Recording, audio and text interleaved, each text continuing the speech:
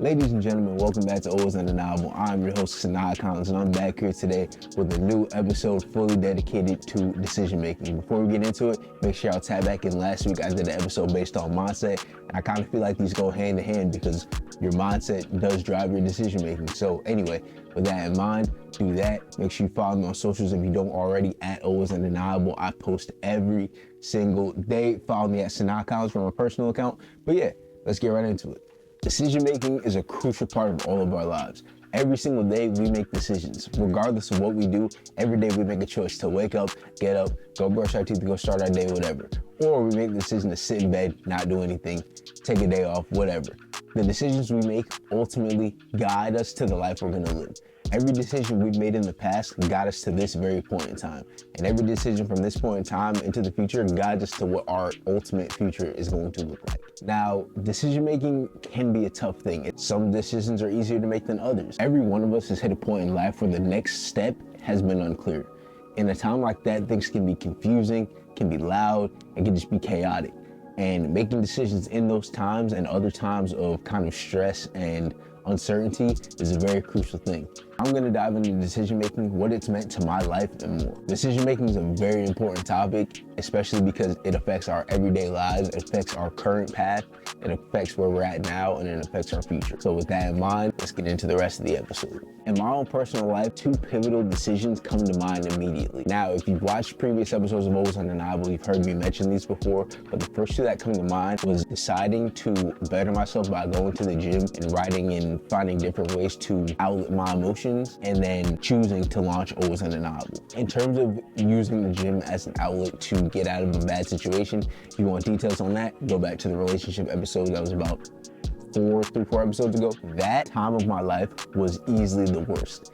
And I was so down bad and so in a position where I thought I was unable to dig myself out of that it took me a while to be able to bounce back from. But once I started, that was it. The ball was rolling and I got to the next stage of my life and entered a new phase where I was always growing, always learning, and always looking to change and evolve. When it came to launching Always Undeniable, that came at a time of loss. Before Always Undeniable, football was my one and only thought. Being able to play college football, being able to go to school for football, etc. I did those things, but my career ended before it really even got a chance to get started. I needed to pivot. I needed to find something else, and I needed to decide. And I decided that instead of sitting and sulking and thinking about my loss, I needed to figure out what was next. So over the next year and a half, in that was the creation of Always Undeniable. I transferred schools. I needed an internship. I entered for a podcast, and that drove me to where I am right now. That podcast and the people I met while at my internship changed my course and helped me decide that Always Undeniable was going to be the thing I attempted to do for the rest of my life. Those two decisions effectively changed my life forever, and it made me the person I am today. Everything I learned on those paths got me to where I am, and it's going to get me to where I'm going. Being able to make big time decisions in any given moment effectively changes the trajectory of your life. I like to say that I made both of those major decisions in times of adversity. Coming out of a bad relationship, as well as in another scenario where I had the thing I worked my whole life towards taken from me, I had no other choice but to bounce back. I could have sat back and I could have been complacent. I could have let myself I could have dug an even deeper hole for myself, but that's not the way I wanted to operate. And it did get to a point where I did hit rock bottom. I felt myself hitting rock bottom in both scenarios. So I adjusted, I adapted, and I became the person you see in front of the camera right now. I think a lot of people get caught up in their own emotions, and a lot of people get caught up in the moment of these things that happen, and they're not able to make the decisions to bounce back, to figure out what's next, to move on quick enough so that you can improve. Now, moving on quick enough doesn't necessarily mean you just bury whatever happened and never think about it again, because to truly heal, you have to acknowledge whatever happened. You have to feel whatever happened, and then you can go forward. It's not something that you can just push to the side, and making the decision to push something aside not only affects you, but everyone else around you, because you can only push something to the side for so long before it blows over. And you see that a lot with people and their emotions. If they are holding something back, they might lash out on somebody, they might shut down. But being able to make the decision to properly handle that situation while also improving yourself makes everything better overall. Now, I'm not saying the process for me was immediate, because it absolutely wasn't. I, in both scenarios, needed so much time to reset and reevaluate me and what I was going to do next. Taking the time to reevaluate and really look within and work within yourself and within your scenario is such a crucial thing, and that all goes back to decision making. You can decide to be complacent. You can decide to sit in your own emotions or you can decide to go do something about it. You can decide to take action and improve yourself overall. And that's what I did. That's why I'm here right now. I talked about it a little in last week's episode, but the idea of resilience is very heavily rooted in decision making as well. Because you always have the choice to keep going, figure out what's next, or you have the choice to give up. But being resilient is never giving up. And in the choices you make, you can tell if someone has resilience or not. Resilience is such a big part of my life because, as I've repeated many times in all my episodes, I'm not the person I am today without that. Without resilience, without having the ability to move forward and figure out what's next at all times, got me to where I am. I'd say the way I make decisions now is completely different than the way I used to make decisions.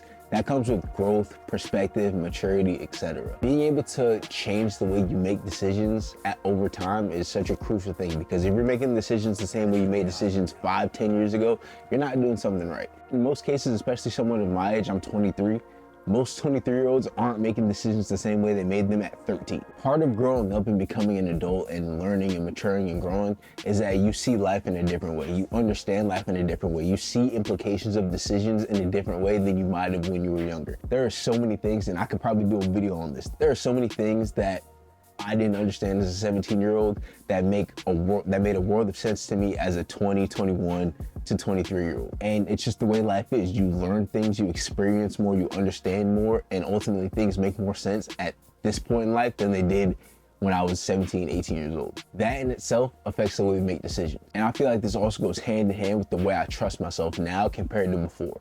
When I was younger, I used to second guess every single thing that I did, every decision I made, every choice I made, because I just wasn't secure in the way I was thinking about things, and I wasn't secure in my ability to be correct about something. That changed over time, and I showed myself that the decisions I've made are not only the right ones, but they set me up for short-term success and long-term success. When I was younger, I was only looking at the smaller picture and not thinking about the bigger picture. And I think that is something that a lot of people in society do get caught up in as well. A lot of people make decisions based on short-term satisfaction rather than long-term success. One of the biggest things I've learned in terms of decision-making is that the right time doesn't exist. Waiting to feel 100% ready in most scenarios will have you waiting forever. It doesn't matter what it is, you have to just make a move. When you make a move, regardless of if it works or not, you grow either way. But standing still is how you lose, and you're always trying to win in life. That's the end goal, right? You always want to win. Every decision you make, you want it to end in a win. Everything you do, you want it to end in a win. So why wait? You're never going to truly feel 100% ready. If you give yourself too much time, you're going to do what I used to do when I was younger. You're going to second guess your decision and maybe make the wrong one, or not go all in on something and then lose an opportunity.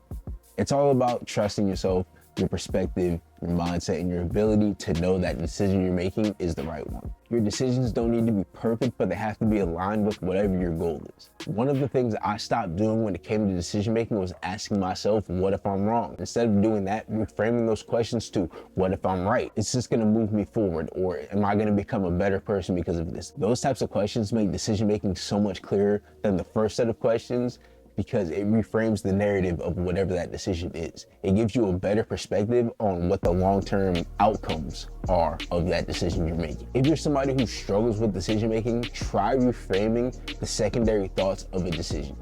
I think something else that gets a lot of people in trouble with decision making is needing instant satisfaction or instant gratification. We live in a world where, especially on social media, we want the payoff and we want the story all in a minute or less. You see that with TikTok, you see that with Instagram Reels, etc. Sometimes in life, you have to wait for the result. You can't get everything you want immediately, and that's something I had to learn over time. When you're younger, you want everything now. You want the results to show now. When you're in the gym, you want instant progress. When you start in the gym, perfect example, you want to see your body change in a week. You want to see that difference, but at the end of the day, that's not reality. When you decide you're gonna do something to improve your life, you have to understand that these things take time. While you can just wake up one day and decide to do something, you have to understand that the visual progress and the physical manifestation of that thing cannot happen until you do it consistently and over time, and do it over and over and over and over again. At the end of the day, the most valuable thing I've learned so far about decisions is that they're not about where you're going, they're about who you're becoming. 2 or 3 decisions can quite literally change the entire trajectory of your life. And having the ability to not worry about what the right decision is and focusing on what the aligned decision is can completely change the way you see decision making. To wrap this up, Every chapter of my life has been defined by the decisions I've made. The ones I've made in the last 4 to 5 years got me to this point right now, and I couldn't be more grateful, as I stated in the beginning of the episode. Every decision I've made to this point and every decision I'm going to make is going to get me exactly where I'm supposed to be. But I have a question for y'all. Are there any decisions you're putting off right now that could change everything for you? Because you never know. You might be one decision away from changing your life forever. But that's really all I got for y'all today. I appreciate y'all tapping back in for another installment of Always Undeniable. Be sure to come back next week. Be sure to check out all the other episodes that are available. Stay in tune with me on social media. I post every day, as I said before. But until the next one, stay blessed, stay positive, stay motivated. This has been Always Undeniable.